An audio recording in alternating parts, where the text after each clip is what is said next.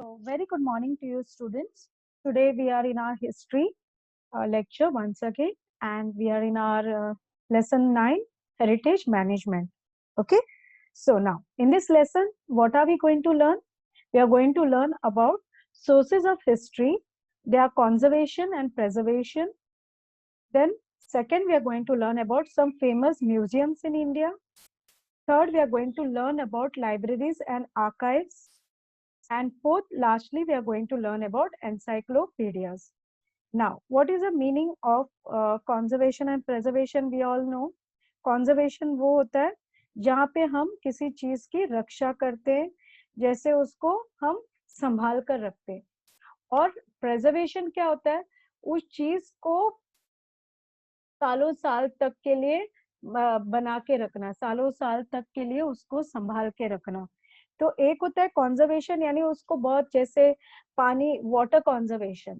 Water conservation क्या है? यानी हम उसका कम से कम इस्तेमाल करेंगे, कम से कम उसको जाया करेंगे, फिर हम उसको कैसे बचा सकते हैं, नई नई तकनीक निकालेंगे। एंड प्रेजर्वेशन ये होता है जैसे हमारी जो भी हमारी प्राचीन कला होती है, या ऐसे कोई हमारी धरोहर होती है, या हमारी ऐसे कोई संस्कृति होती है, उस चीज को हम कैसे हम उसको संभाल के रखेंगे ताकि आने वाली कई पीढ़ियां उसका लाभ उठा सके। ठीक है, तो this is what we are learning in this first point. So now, the sources of history and all the history books that are available today are result of the diligent work of several historians. कोई इसको diligent भी बोलते हैं, कोई इसको diligent भी बोलते हैं। ना diligent क्या होता है? diligent work यानी बहुत ही ध्यान पूर्वक, बहुत ही मेहनत से, बहुत ही संभाल कर जिस काम को किया जाता है उसको बोलते हैं diligent। यानी एकाग्र रख के उसको जो काम करते हैं उसको बोलते हैं डायलिजेंट वर्क ऑफ सेवरल हिस्टोरियंस। यानी बहुत सारे हिस्टोरियंस इस काम में बहुत ही ध्यान से लगे हुए हैं। इस वजह से हमारे पास आज हिस्ट्री में कई सारी सोर्सेज अवेलेबल है। Institutes like libraries, museums and archives. Archives का मतलब क्या होता है? आर्काइव्स वो होता है जैसे हम कोई जगह पे उसको संभाल कर रख लेते हैं ताकि वो आगे जाकर हमें उसका इस्तेमाल कर सकते हैं। तो जैसे एक बड़ी लाइब्रेरी जैसे एक जगह बनी होती है जहाँ पे वो इन चीजों का जो भी इंफॉर्मेशन सोर्सेज मटेरियल अवेलेबल होते हैं, चाहे वीडियो, ऑडियो, रिटर्न सोर्सेज जो भी है, ये सारी एक जगह पे इकट्ठा उन लोगों ने संभाल कर रखी होती है। तो libraries, museums and archives conserve and preserve this precious historical heritage. They chose important specimens from the heritage collection and exhibit them. अब ये क्या करते हैं, जब भी कोई जरूरत पड़ती है, जैसे अगर हमने रिसेंटली देखा हो महाभारत और रामायण, लॉकडाउन में हमने देखा कि वो दिखा रहे थे, प्रस्तुत कर रहे थे, तो इन्होंने क्या किया था, दूरदर्शन वालों ने, उन्होंने अपने आर्काइव्स में, उन्होंने अपने इंफॉर्मेशन जो सेंटर्स हैं, उन्होंने वहां पे इन सब चीजों का ध्यान पूर्वक संभाल कर रखा था। ये सारी वीडियोस, उनके टेप्स जो भी थे सारे, तो ये सारी जो है उनमें से उन्होंने क्या किया, अभी महाभारत या रामायण के ऊपर कई सारे ग्रंथ होते हैं, कई सारे लेखकों ने लिखा होता है, कई सारे कवियों ने लिखा होता है, कई सारे लोगों ने डॉक्यूमेंट्रीज, मूवीज, फिल्म्स बनाए होंगे।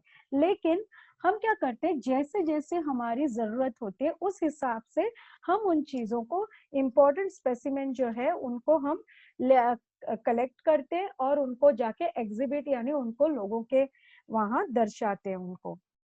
They also publish research journals, informative pamphlets, leaflets, posters, etc.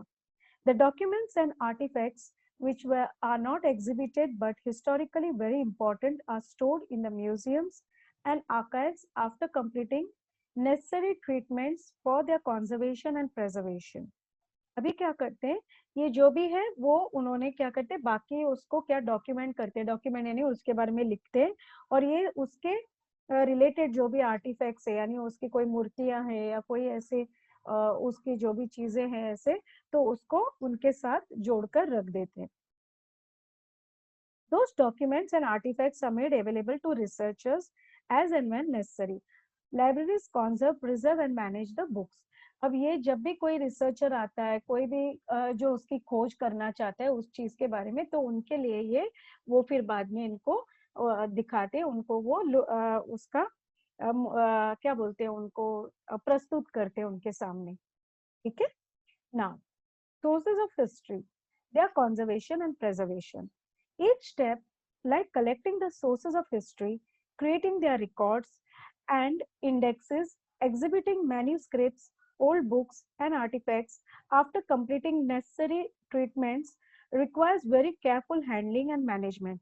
It needs people with specific skills, and only trained persons who are duly qualified can take up this task. अब ये जो भी है, अभी जैसे क्योंकि ये चीजें अभी हमें वापस नहीं मिल सकती है, तो ये बहुत अमूल्य है, तो इनको हम ऐसे ही किसी के हाथ में नहीं सौंप सकते, तो ये सिर्फ उन लोगों को सौंपा जाता है जो इसके क्या बोलते हैं, रिस्पॉन्सिबल हो, जो इसके लिए समझे, इसका महत्व समझे और उस हिसाब से उसको संभाल कर रखे और अपनी केस स्टडी या जो भी उनकी स्टडी है वो करके उनको यूज करे। तो इसलिए इसके लिए सिर्फ एक ट्रेंड लोगों के और क्वालिफाइड लोगों के हाथों में ही ये सौंपा जाता है ये टास्क। क्योंकि मैन्यूस्क्रिप्ट भी जैसे अगर हम देखते हैं कि जैसे पहले किस पे, पत्तों पे लिखा जाता था या ऐसे बहुत ही क्या बोलते हैं विशेष धातु से बनाए हुए पत्थरों पे या पत्तों पे ऐसे लिखा हुआ या कागजों पे लिखा हुआ ऐसे, तो वो एकदम ही संभाल कर ध्यान पूर्वक उसका एकदम हाथ लगाना पड़ता है उसको, वरना अगर वो किसी भी गलत लोगों के हाथ में पड़े जिनको उसके बारे में कोई इम्पोर्टेंस पता ही नहीं, वो उसको कहीं भी कचरे में फेंक देगा या उसके लिए वो कोई इम्पोर्टेंट नहीं होगा। Then now oral sources of history. अब ओरल का मतलब ही होता है जो मुंह से किया जाता है, ठीक है। तो ओरल सोर्सेज ऑफ हिस्ट्री, जब भी ये वर्ड आता है तो आप लोगों को चाहे वो कॉन्सेप्ट का ये कॉन्सेप्ट चार्ट करना हो या कुछ भी हो, तो what are oral sources of history जब बोला जाता है तो वो सोर्सेज ऑफ हिस्ट्री जो जुबानी हुई जाती है, जो मुंह से किया जाता है। तो हिस्ट्री जुबानी कैसे हम करते हैं, हिस्ट्री कैसे जुबानी तरीके से हम लोग को फैलाई जा सकते हैं, विथ फोक सॉन्ग्स, यानी जो लोकगीत होते हैं, फोक टेल्स जो लोक कथाएं होती हैं, जैसे हम देखते हैं हमारे पूर्वजों से, जैसे हमारे दादा दादी जी से, नाना नानी जी से, हमारे बड़े बुजुर्गों से जो हमें कहानियां या गाथाएं या किताबें सुनाई जाती है या किसी भी महान व्यक्ति के बारे में बताया जाता है, तो these are coming in oral sources. जैसे फिर क्या, just a moment,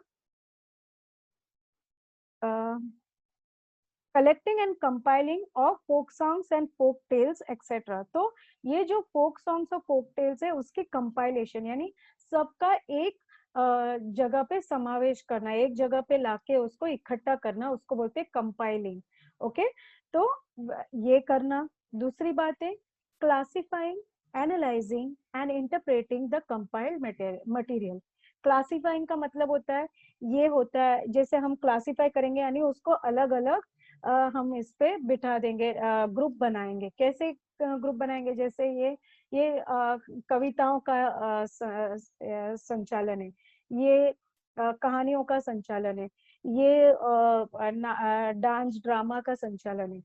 then analysing, analysing यानी उसके बारे में समझना सही तरीके से, ये किस टाइम में लिखा था, ये किस वजह से लिखा था, इसके पीछे की क्या कहानी है, ये क्यों इस तरह से दर्शाया गया है।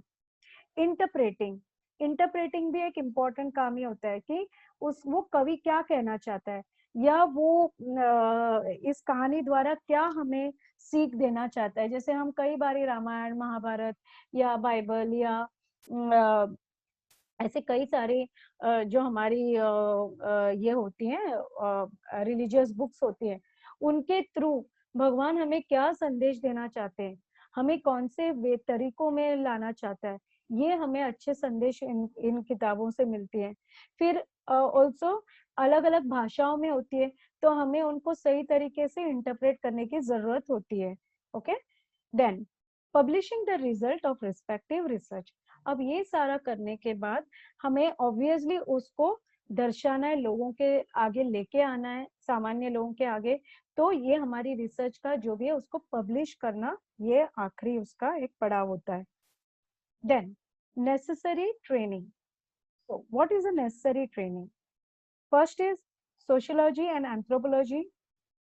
देन सोशियोलॉजी ये होता है यानी सोशल सेटअप के बारे में जानना कि वहाँ के लोगों के जो वातावरण का जो होता है उनका क्या होता है, सोशल सेटअप क्या होता है, वहाँ के समाज का क्या है, sociology. Anthropology, anthropology itself root word anthro होता है relating to human beings. Okay, logy means study, तो एंथ्रोपोलॉजी यानी ह्यूमन बींग्स के बारे में स्टडी. तो ये दोनों में हमें नेसेसरी होता है ट्रेनिंग लेना, सोशियोलॉजी में और एंथ्रोपोलॉजी में. देन सोशल साइकोलॉजी यानी हमारे जो समाज के लोगों की मानसिकता कैसी है, उस जमाने की मानसिकता कैसे, उसके बारे में जानना जरूरी होती है. देन थर्ड पॉइंट होती है माइथोलॉजी एंड लिंग्विस्टिक्स. माइथोलॉजी में क्या होता है कि जो हमारे लोक कथाएं होती है उसको बोलते हैं माइथोलॉजी. एंड लिंग्विस्टिक्स, लिंग्विस्टिक्स यानी कौन सी लैंग्वेज की है वो. ओके, ये जानना तीसरा इम्पोर्टेंट पार्ट है ट्रेनिंग में. देन फोर्थ पॉइंट है लाइब्रेरी साइंस इंफॉर्मेशन टेक्नोलॉजी, यानी जैसे अभी हमने देखा कि जो भी इंफॉर्मेशन से हिस्ट्री के बारे में सारी हमें लाइब्रेरीज आर्काइव्स में मिलते हैं, साइंस इंफॉर्मेशन टेक्नोलॉजी के किताबों में मिलेंगी, तो उनका स्टडी होना, ट्रेनिंग लेना उसमें. Fifth point is history and historical research method. जैसे हमने ऑलरेडी देखा है, हिस्ट्री को ध्यान में रखकर और हिस्टोरिकल रिसर्च मेथड अपनाकर हमें उसकी ट्रेनिंग लेनी है. Six point is writing of research reports and articles. Writing lastly है कि जो भी हमारी फाइंडिंग्स है उसमें ट्रेनिंग होनी चाहिए कि कैसे एक रिसर्च रिपोर्ट लिखा जाता है और आर्टिकल्स लिखा जाता है. Then this all comes in oral written sources of history. Now, in written sources of history, in oral sources of history, and second point is written sources of history. अब return obviously जो भी लिखा हुआ है return material है उसको हम बोलेंगे return sources of history. So collecting coins and copper plates with inscriptions on them, documents like, just a moment, yeah, documents like official records and personal correspondence and diaries, historical books, old books, manuscripts, pictures, photographs, etc. अब ये सब आते हैं हमारे return sources. इसलिए जब आप chart करते हो तो इसका ध्यान रखो, ये सारे यानी आपको ध्यान में रखना है. रिटर्न यानी वही होगा ना जो हमारे सामने लिखित हमें दिखाई देता है, वो होगा हमारा रिटर्न सोर्सेज. तो इसमें कौन कौन से आएंगे, डायरीज आएंगे, historical books, old books, manuscripts, pictures, photographs, etcetera. Now completing necessary mechanical and chemical processes of cleaning for the conservation and preservation of collected documents. अभी जो भी हमारी नेसेसरी डॉक्यूमेंट्स होती है उनकी हमें ठीक से केमिकल प्रोसेसिंग करनी पड़ती है. जैसे मैंने कहा ओल्ड टेप्स होते हैं, ओल्ड जो भी आर्टिफैक्ट्स होते हैं, मॉन्यूमेंट्स होते हैं, जो भी स्टैचूज होते हैं, उन सब की बराबर से केमिकल क्लीनिंग करनी पड़ती है, सफाई करनी पड़ती है. ठीक है, और फिर उनको हमें कंजर्वेशन और प्रिजर्वेशन, जैसे हम देखते हैं ममीज होती हैं इजिप्शियन, उनको भी सालों साल उन्होंने केमिकल ट्रीटमेंट करके उनको सही तरीके से कंजर्व और प्रिजर्व किया गया है. Ascertaining the historical value of collected documents, exhibiting selected documents, publishing edited documents and research report. Now, इसमें क्या क्या necessary training की जरूरत है? Knowledge of scripts like Brahmi, Modi, Persian and their development. इनमें knowledge होना बहुत जरूरी है. ये सारे लिखी में, ब्रह्मी स्क्रिप्ट में, मोदी स्क्रिप्ट में, पर्शियन स्क्रिप्ट में. Then basic knowledge of social organization and traditions, literature and culture, dynasties, administrative systems, etc. of past societies. अब ये सारी जो पुरानी, जैसे मैंने कहा प्राचीन जमाने के तब से लेकर तब तक उनको सारी उनकी जो ट्रेडिशंस थी, उनकी क्या क्या प्रथाएं थी, उनकी क्या क्या लिखावट थी, उनकी क्या क्या संस्कृति थी, डायनेस्टीज थी, यानी राजा महाराजाओं की कैसे उनसे थे, जैसे गुप्ता डायनेस्टी थी, मौर्य डायनेस्टी थी, यानी ये एक एक लोगों की जो एक क्या बोलते हैं उसको, मुगल की डायनेस्टी थी, ये सारे लोगों की जो एक एक वहाँ के राजा महाराजा थे, उनके बारे में जानना। एडमिनिस्ट्रेटिव, तब वो कैसे अपना संभालते थे अपना जो भी क्या बोलते हैं, जैसे हमारी आर्थिक और पॉलिटिकल कैसे वो संभालते थे। Knowledge of various schools and styles of painting and sculptural art and history of their development. Knowledge of types of paper, ink and colors. Okay? ये सारे, यानी तब के पेपर्स कौन से यूज करते थे, इंक कौन से यूज करते थे, वो भी जानना जरूरी है। Now, knowledge of properties of various stones and metals used for inscriptions, knowledge of equipment and chemicals used in various processes of cleaning, conservation and preservation. Knowledge of various approaches of managing exhibitions in museums, galleries, and information technology. Writing research reports and articles. ये सारी चीजें आती हैं return sources. जब हम history लिखते हैं तो उसमें इन सब चीजों में ट्रेनिंग होना बहुत ही अनिवार्य है। Now, material sources. मटेरियल वो होता है जो हमारे पास सामान होता है, जो जो अवेलेबल सामान होता है उसको कहा जाता है मटेरियल सोर्सेज ऑफ हिस्ट्री। तो उसमें क्या क्या आता है?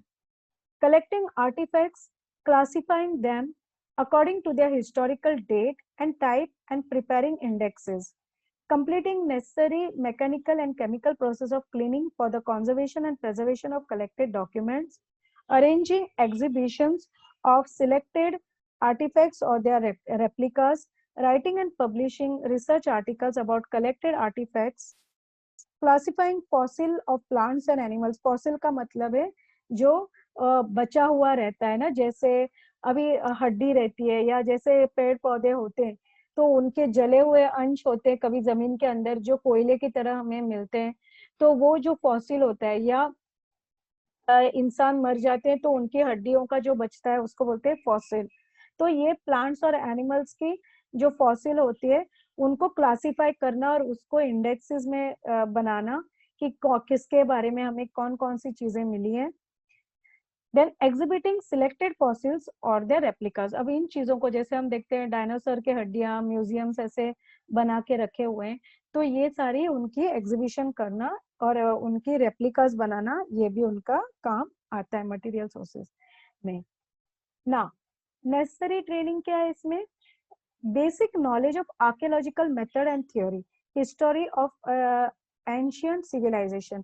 अब आर्कियोलॉजिकल मेथड और थ्योरी, जैसे हम देखते हैं खुदाई करने वाले जो होते हैं ये हिस्टोरिकल, वो किस तरह से, वो कभी ब्रश से, उनको बहुत ही ट्रेनिंग दी जाती है किस तरह से करनी है, वरना वो कभी कभी नुकसान दे सकता है उन चीजों को। अगर वो रैंडमली जैसे किसी रास्ते को पकड़ के किसी आदमी को बोला या चलो इधर यहाँ खुदाई करो, उसके करने में और इनके करने में बहुत फर्क होता है, क्योंकि उन लोग वहां पे बड़े आराम से उस चीजों को जैसे प्रिजर्व करके, तो उनको ट्रेनिंग दी जाती है। Then history of ancient civilisation, ancient civilisation की इनको जानकारी होना बहुत जरूरी है, अनिवार्य है। Now knowledge of the regional sources of materials like stones, minerals, metals and clay used in the production of artifacts and their chemical properties. Knowledge of equipment and chemical necessary for the cleaning of artifacts and other chemical processes. Knowledge of various schools and style of arts and their development. Knowledge and skills of making replicas, that is models of artifacts and fossils. Sixth, knowledge of various approaches of managing exhibitions in museums, galleries, and information technology, writing research reports and articles. तो ये सारी चीजों की जानकारी रखना, यानी हर चीज में ये नॉलेज रखना, ये इन सब 7 पॉइंट्स में होना अनिवार्य है जो भी मटेरियल सोर्सेज ऑफ हिस्ट्री में काम करना चाहेगा। Then now, some famous museums. Now, which are some of the famous museums that we will learn now? First is Louvre Museum in France. Louvre Museum in Paris was established in the 18th century Common Era CE. Antiquities collected by members of the royal family were exhibited in the Louvre Museum. It was included the much acclaimed painting of Mona Lisa by Leonardo da Vinci, the world-renowned artist. He worked under the patronage of Francis I, the King of France in the 16th century. The collection of Louvre Museum increased to a great extent because of the antiquities brought back by Napoleon Bonaparte from his conquest. Presently, the museum contains more than 3,80,000 artifacts. तो इस museum के बारे में जानकारी दी जो France Paris में है, जहाँ पे मोनालिसा जैसे कई ऐसे फेमस पेंटिंग्स वहाँ पे रखा है। और ये एंटिक्विटीज का मतलब है जो भी एंटिक्स होते हैं, यानी बहुत ही कम वो कहीं कहीं मिलते हैं या एक दो ही पीस उसके बचे हैं, और वो बहुत ही प्राचीन सभ्यता के बारे में या प्राचीन चीज है होती है, उसको बोलते हैं antics. Okay, now the second museum is British museum in England. The British Museum in London was established in the 18th century C. अब इधर कंफ्यूज मत होना कि ऊपर फ्रांस बोला है नीचे पेरिस, क्योंकि फ्रांस में के अंदर ही पेरिस आता है, same way as England London के अंदर आता है, ठीक है। तो the British Museum in London was established in 18th century Common Era. Sir Hans Solan, a natural scientist, handed over about 71,000 objects in his collection to the King of England, George II. It included several books, pictures, specimens of preserved plants, herbarium-like example, etc. Later, the collection was expanded by the addition of various art objects and ancient artifacts collected by the British people from British colonies. Presently, the museum collection comprises about 80 lakh objects. ये उन्होंने picture दिया है, तो उसके बारे में information. तो ये जो भी अगर आपको दिया है, right about the question will come in the exam like right about famous museums. तो if the question come, write about some of the famous museums and the marks are for like 2 marks or 3 marks, so you will have to mention around 3 museums, and then you will have to write at least 2 sentences about each. But agar particular agar diya, write about Louvre Museum, write about British Museum, or write about National Museum of Natural History, then you will have to write a full paragraph about them. Okay, so then National Museum of Natural History, United States of America. This museum of natural history, managed by the Simon-Sonia Institution, was established in the 1846 Common Era. It houses more than 12 crore, that is 120 million specimens of fossils and remains of plants and animals, mineral rocks, human fossils, artifacts, etc. ये इतना बड़ा है कि ये पूरी तरह से around 12 crore इतने सारे उन्होंने स्पेसिमेंट्स रखे, यानी कहाँ पे, अमेरिका में, यूनाइटेड स्टेट्स ऑफ अमेरिका। इसका नाम क्या है, national museum of natural history. तो यू कैन सी कितना बड़ा है ये कई सारी मूवीज में भी इसके इन्होंने शूटिंग्स भी की है, मुझे लगता है कोई जेम्स बॉन्ड मूवीज में भी मैंने देखी हुई हैं। So this is one of the very you can say kind of important. Then museums in India. The first museum in India, Indian Museum, was established by Asiatic Society of Bengal in Kolkata in 1814 Common Era. The second museum in India, Government Museum, was established in Chennai in 1851 Common Era. The National Museum was established in Delhi in 1949. Now this is coming in your objectives. Please make a note of it. National Museum India में दिल्ली में शुरू किया था, कहाँ पे, कौन से साल में, 1949 में. Presently, there are several museums in various states of India. Usually, the big museums that have their own archives and libraries. Some museums are affiliated to universities. Such museums also offer courses in museology, Following are some of the well-known institutes and universities which offer degree and diploma courses in museology. That is National Museum in Delhi, Maharaj Shaji Rao University Vadodara में, then Kolkata University Kolkata में, Banaras Hindu university Varanasi में, अलीगढ़ मुस्लिम university Aligarh में, Jiwaji university Gwalior में. Now Chhatrapati Shivaji Maharaj Vastu Sangrahalaya. Okay, so in 1904's Common Era, some influential residents of Mumbai decided to establish a museum to commemorate the visit of Prince of Wales of India. तो यानी Prince of Wales जब आए यहाँ पे पहली बार India में, तो उनके याद में उन्होंने इसको इस म्यूजियम का उन्होंने 1904 में कॉमन एरिया में उन्होंने एस्टैब्लिश किया उनके याद के लिए. In the month of November 1905, Common Era, the foundation was laid of the museum building. It was decided that the name of the museum would be Prince of Wales Museum of Western India. It was named as Chhatrapati Shivaji Maharaj Vastu Sangrahalaya in 1998 Common Era. The building of the museum is built in Indo-Gothic style. It has been given the status of Grade 1 Heritage Building in Mumbai.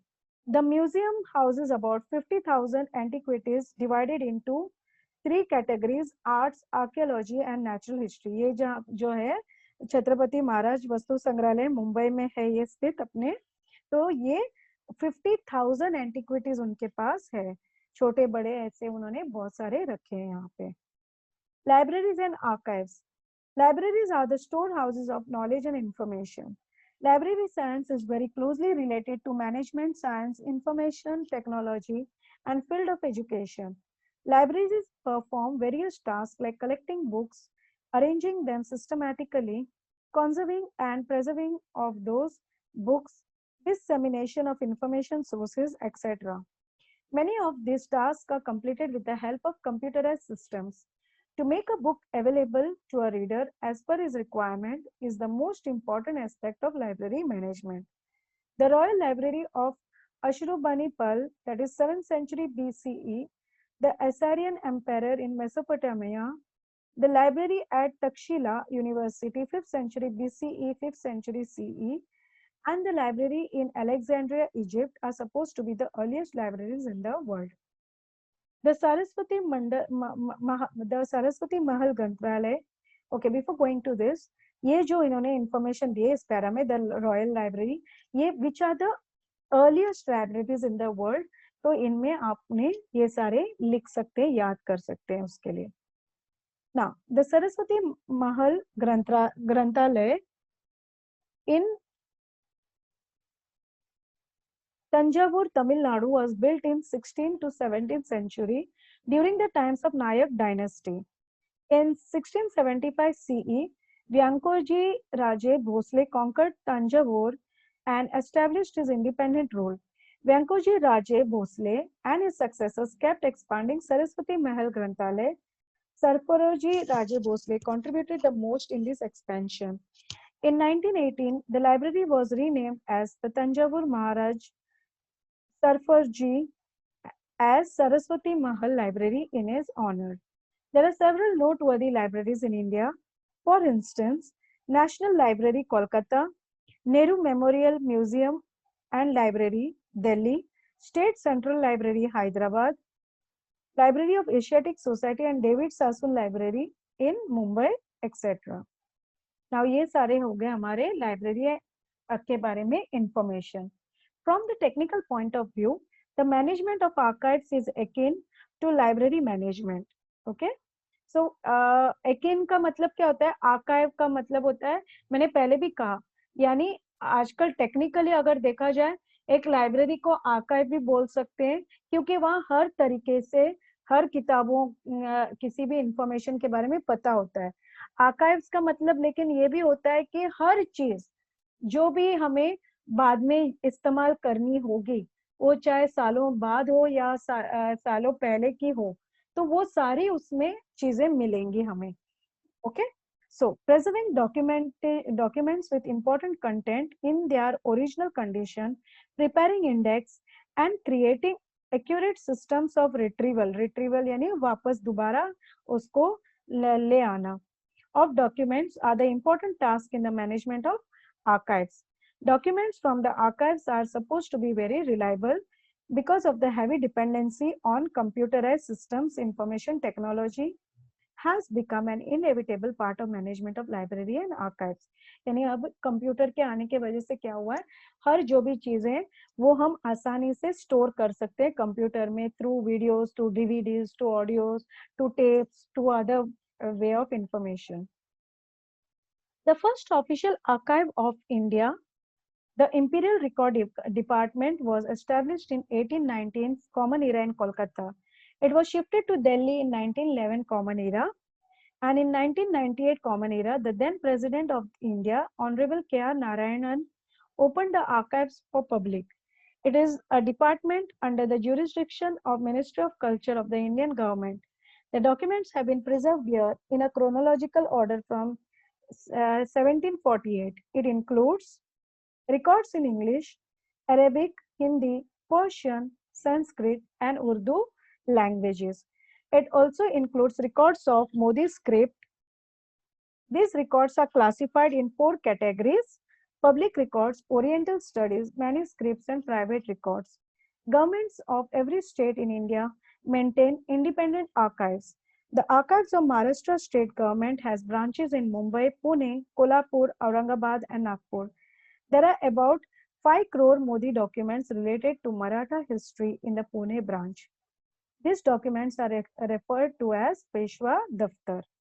So with this, we have covered till now all the written, oral sources, material sources. At the same time, we have also covered libraries, and we have also compared the what we say archives of history, how it is done, and we have also completed some of the famous museums.